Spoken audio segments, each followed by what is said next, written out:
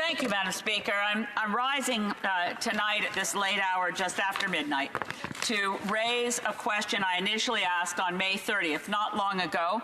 And I have to say that while the procedures for adjournment proceedings call for being allowed to ask for such a debate when the answer received isn't sufficient, I think I'm within the rubric of our rules in asking for this further debate on the issue.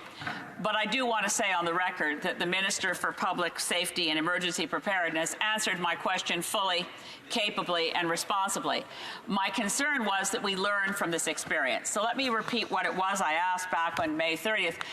There was a remains a terrifying episode for the community of Pikangikum First Nation, which is all the way west in Ontario. So far on the map, it's almost in Manitoba.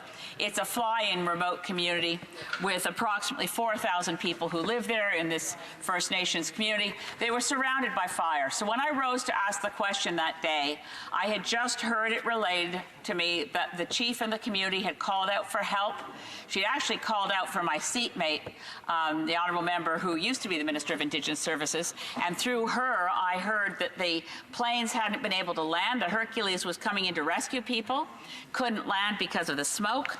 It was clearly an emergency situation that was terrifying. My question to the Minister was, what is the federal government doing? Now, the mobilization of resources to help that community was impressive. With the fire less than 1 or 2 kilometers from the community, thousands of people were removed to safety, with the Hercules aircraft coming in and out over a period of days.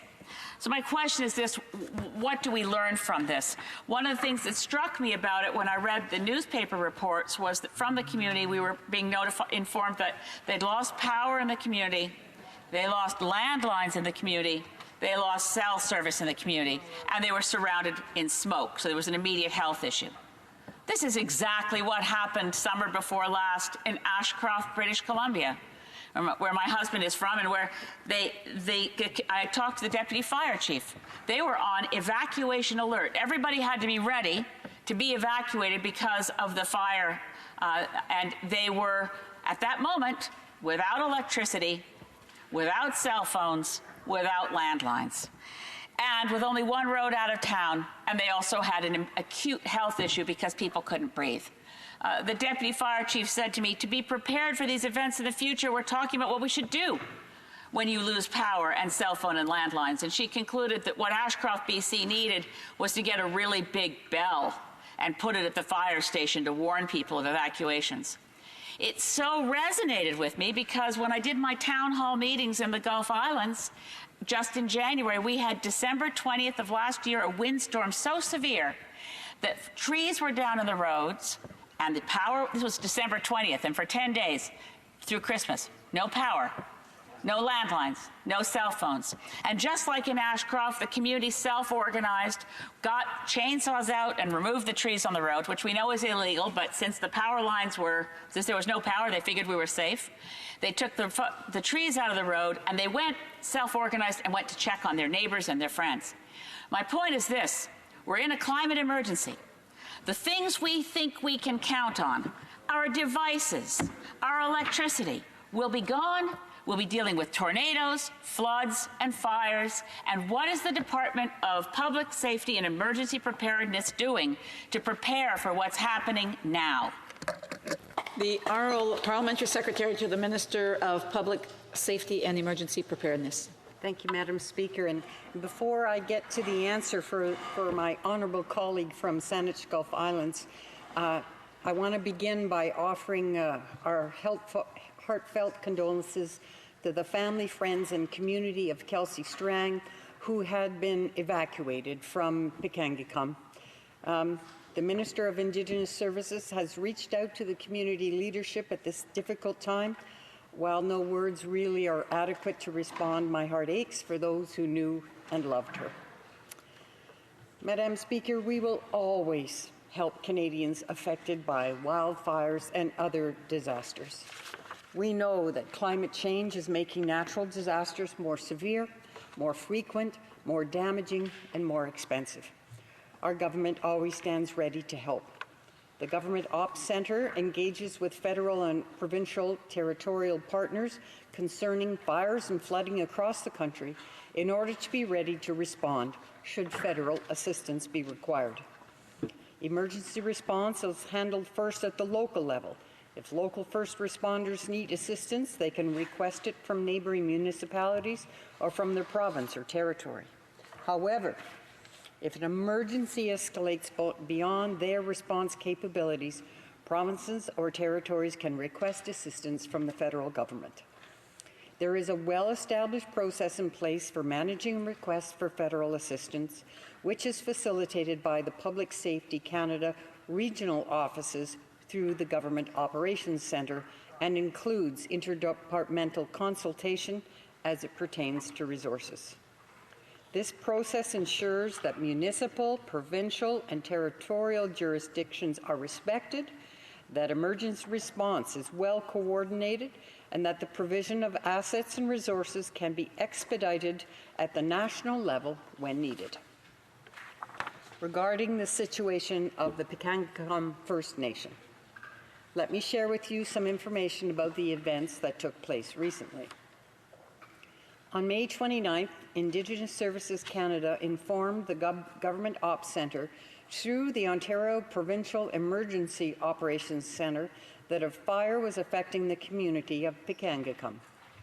As you may be aware, Pikangikum First Nation is a fly-in community of about 4,000 residents located in Ontario, about 70 kilometers from the Manitoba border. That same day, on May 29th, a state of local emergency was declared due to the impact of smoke and fire. A request for aircraft and evacuation assistance from the Canadian Rangers and the Canadian Armed Forces was issued by the province of Ontario to the federal government. On May 30, in concurrence with the Acting Minister of National Defence, we accepted a request for the affected communities.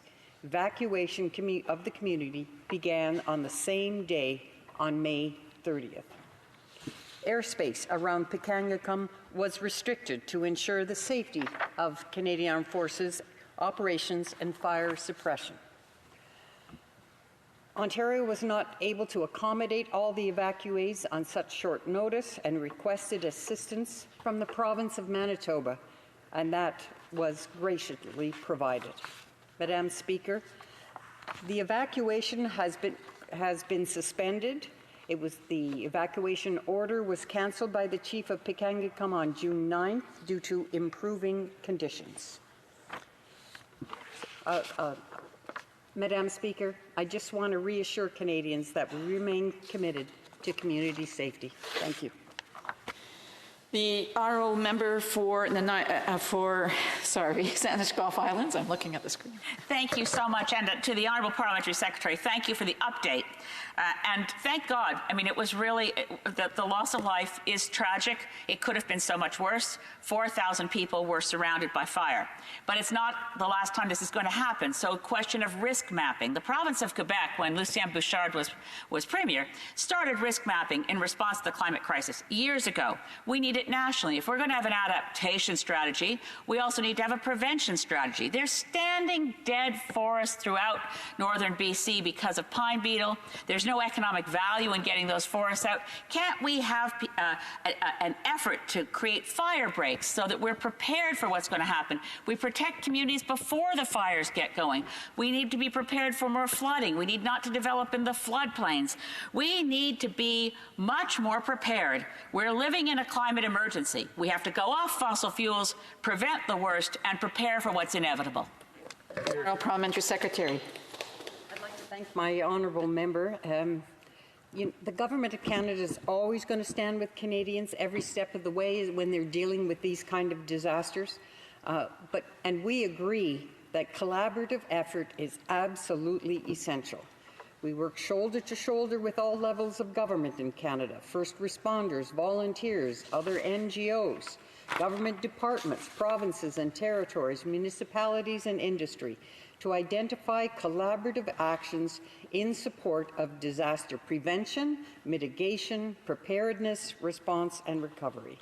Through Public Safety Canada's newly developed emergency management strategy, Canada will be in a better position to predict, prepare for, respond to, and recover from weather-related emergencies and natural disasters.